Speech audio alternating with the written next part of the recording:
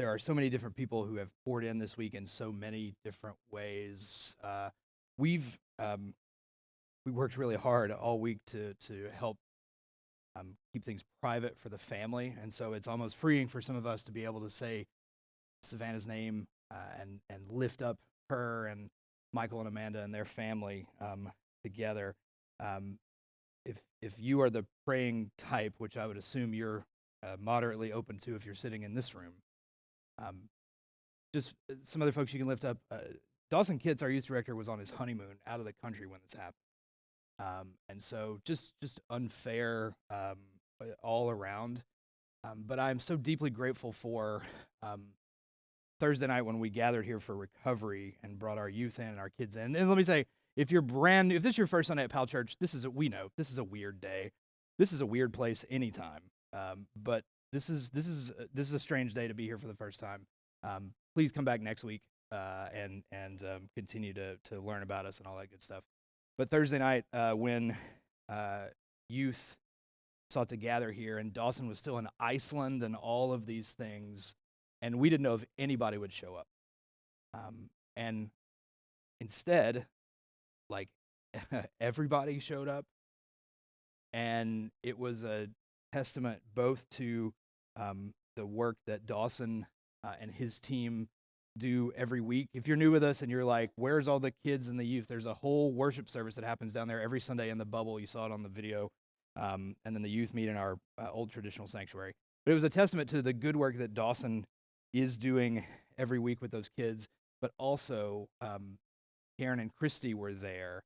And for kids who have been part of our church for a long time, who grew up in that bubble, who could fall back into the arms that have loved them so well for all of their younger years, was a really beautiful and powerful thing. So I just want to say I'm deeply grateful to be part of our team, this church, and grateful for the ways that we surround each other and lift each other up. It's a good reflex, I think, that in church world, when things are hard or confusing or they just feel impossible, oftentimes in church world we just default back to love. What do you want to talk about today? Well, let's talk about love. Love it's a good reflex. It's the right space to land when we don't know what else to say. We can say how much we love each other and how desperately meaningful love is in our lives. We often say we believe church is a good place to talk about meaningful things, and meaningful things, including the very most meaningful things in our lives, also have a way of being hard things. And love is no exception. Because love is the best of us and the most beautiful of us. Love, Jesus says, is the way people will know you've been hanging out with me, if you love each other well. That if we dare to believe that we can be like him. Love is the surest sign and the sweetest fruit. But none of that means love is easy. Love, because it is so very meaningful, can also be quite hard. The Bible's most quoted passage on love is 1 Corinthians 13. You hear this often at weddings, but the core context for this passage isn't really romance. The core context is Paul writing to a group of people, a group of different people, one body, many parts. And it's in that spirit, to a group of people trying to figure out how to follow this Jesus together, to a church, that Paul shares these most famous words. This is 1 Corinthians 13, 4-8. In the spirit of this morning and singing all these words, we're going to leave this up here the entire time this morning. Maybe that'll help it take, or help us remember that love is patient, and love is kind, and love is not envious or boastful or arrogant, rude. Love does not insist on its own way. Love is not irritable or resentful. Love does not rejoice in wrongdoing, but love rejoices in the truth. Love bears all things, believes all things, hopes all things, endures all things. Love never ends.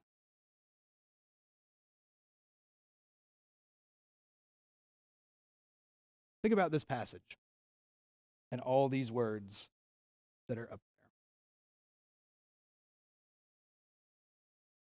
there. In the New Testament, originally written in Greek, where you see the word resentful up there, it is not irritable or resentful. Resentful is a way that is a word that this particular version of this translation has chosen to translate an idea that can be really difficult. I mean, again, when we talk about love being meaningful, keep in mind that anything that asks for patience from us up front is not something that should be trifled with, right? Like anything that starts with saying you're going to need to be patient about this is by definition a hard thing. But even that being said, what's the hardest ask up here? What's the most difficult ask of love? Because that word resentful is the New Revised Standard Version's best attempt at translating a word that is one part kind of an accounting term and one part trying to logic something out, and one part trying to make sure our feelings and our hearts are in the right place. Love is not irritable or resentful. Oftentimes that gets translated as love keeps no record of wrongs. And to me, this idea that love keeps no record of wrongs, that's the hardest ask up there. How many receipts do you have on you right now? If I looked in your wallet or your purse, how many receipts you got on you? Did you say one? Much better person than me. Stacy, ironically, is the person I'm supposed to turn in receipts to in this job.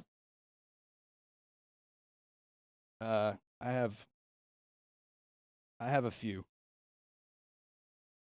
It is a Costanza wallet. As we talked about a few weeks ago, I have a few. Maybe you're like me. That's only half of them, by the way.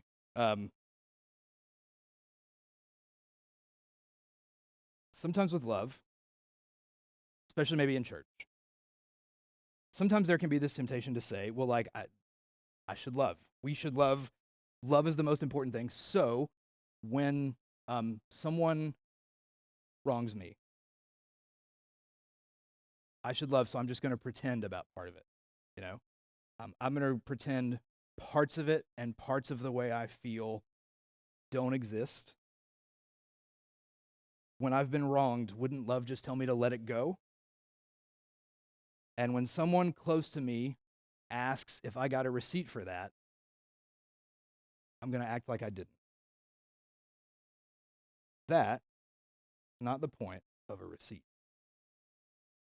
Sometimes in our lives, the healthiest thing we can do is simply acknowledge that a thing exists.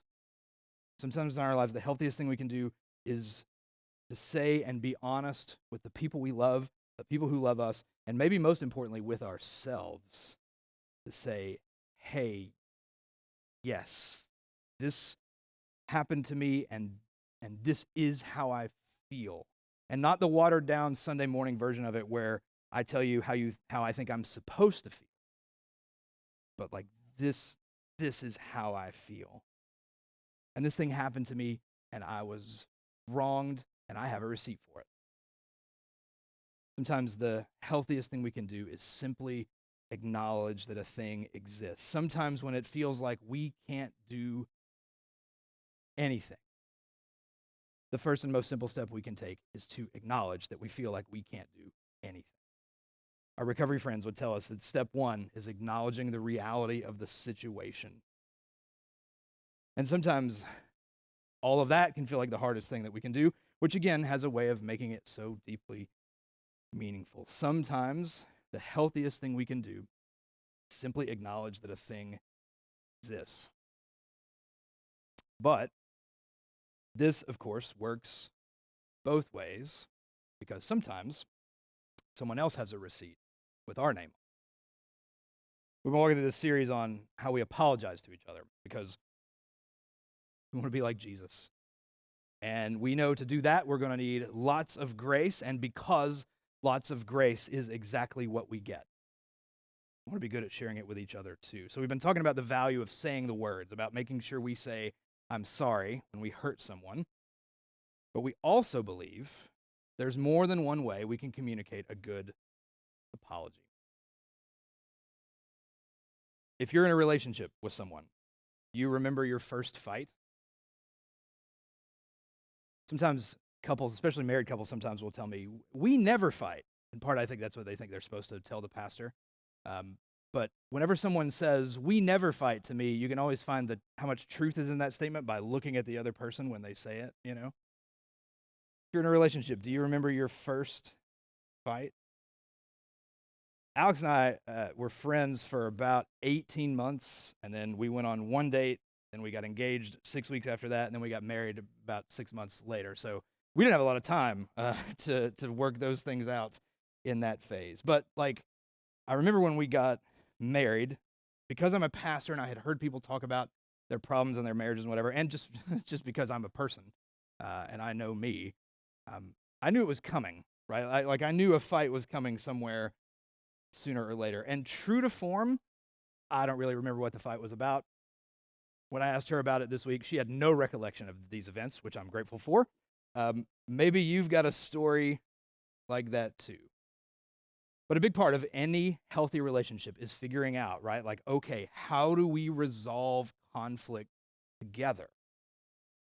And like anything else, you're not going to be very good at it at first. You've got to figure each other out together. But at some point in that first fight that neither of us really remembers what it was about, what I do remember is at some point looking at her and saying, why can't you just admit that you're wrong? This is not the advice portion of the morning. You ever say a thing and you hear it come out of your mouth and then you reach for those words and you're like, no, come back. Like, get back in there. And that's not how mouths work, you know?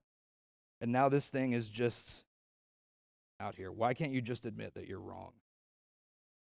Gary Chapman, who wrote the 5 love languages and did work on these apology languages we're talking about in this series, I think what he would say I was trying to say is that for me, accepting responsibility is a big part of a meaningful apology. That it's always important, and for some of us, it's of even greater importance to make sure we say the words, I'm sorry. But there is also great value in being able to say when we're wrong, because sometimes people have a receipt with our name on it.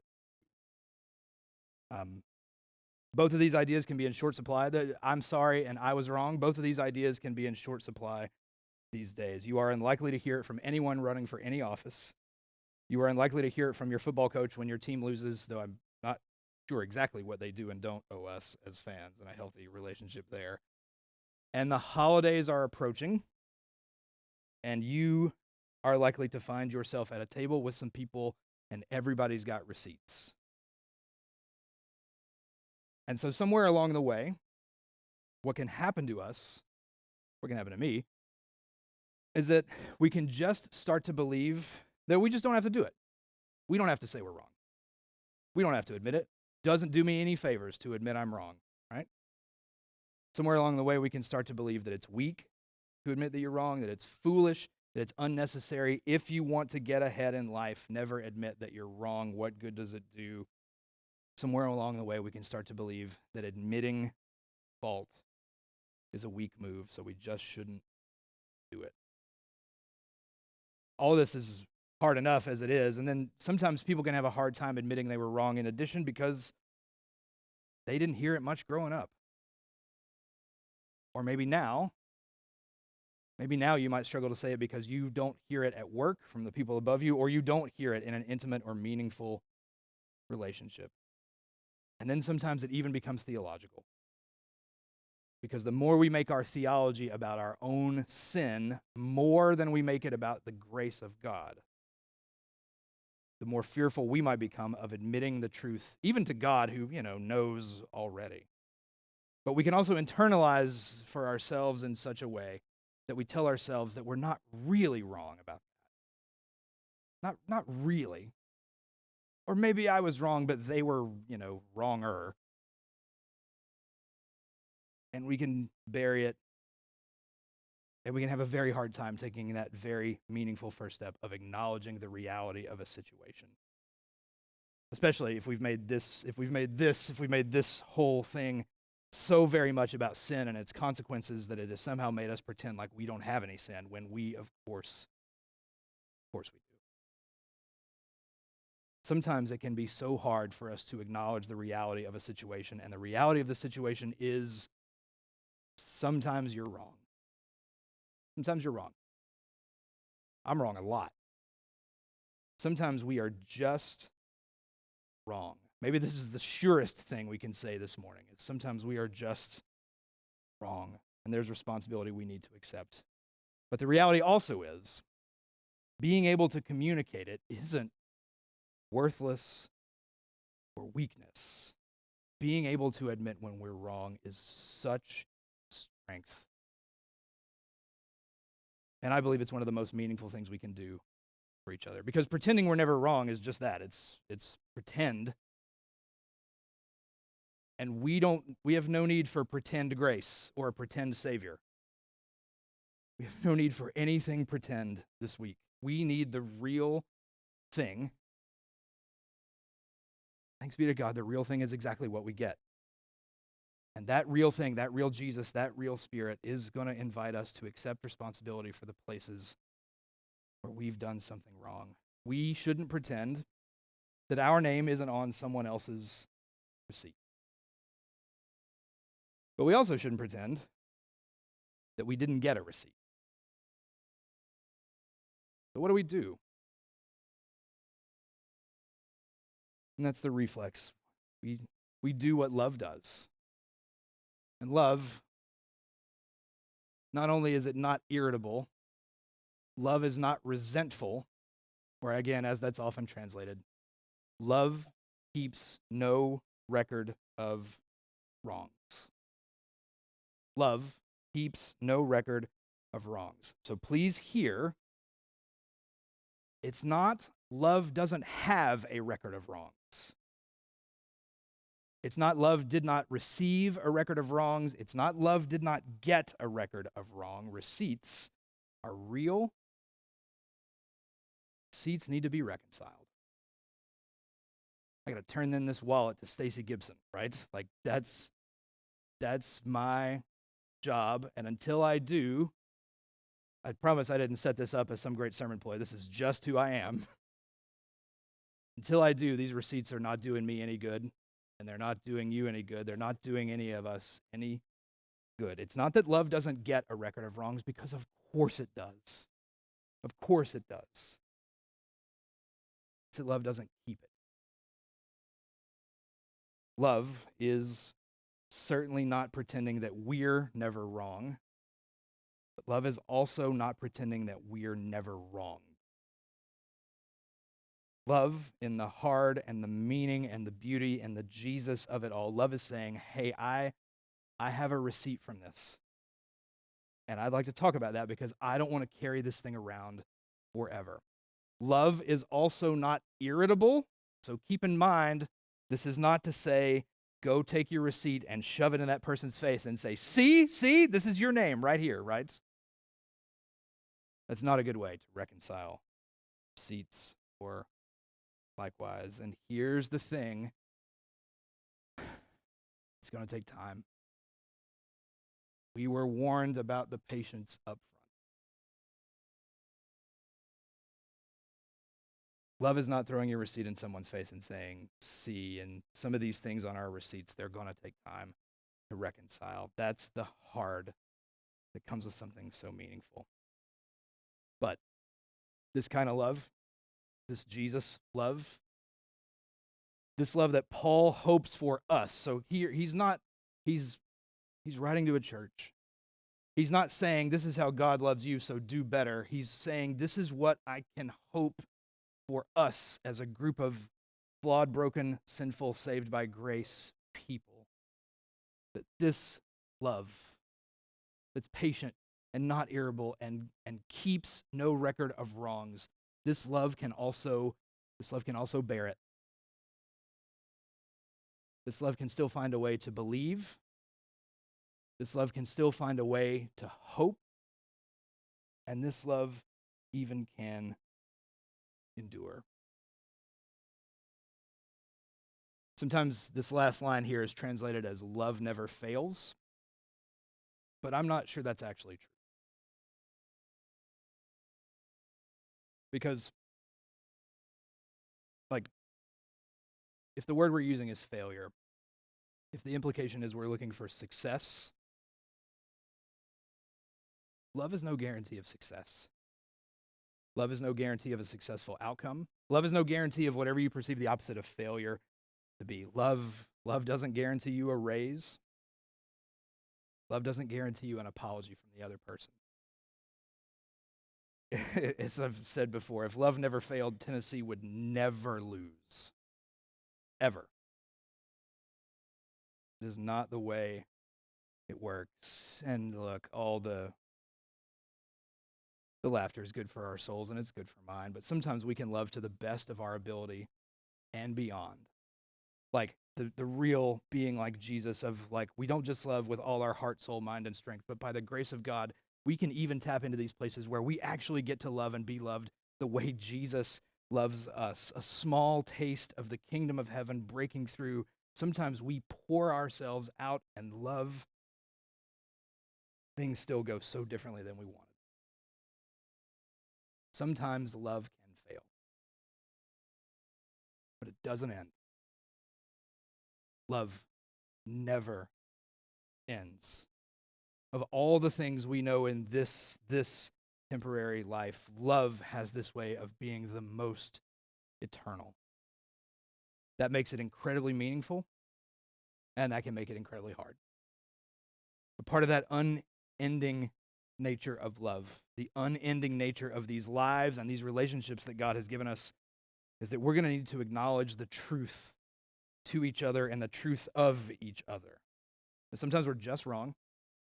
Sometimes my name is on that receipt, and I want to be good at saying I'm sorry and saying I was wrong and saying that's my fault. And sometimes we've been wrong. I've got it right here. But slowly, surely, patiently, together, we want to try to reconcile these receipts because we don't want to carry this around forever. Above all, we want to believe in this kind of love making itself known in this kind of community, to believe in love in a God who will indeed love us, all of us, forever.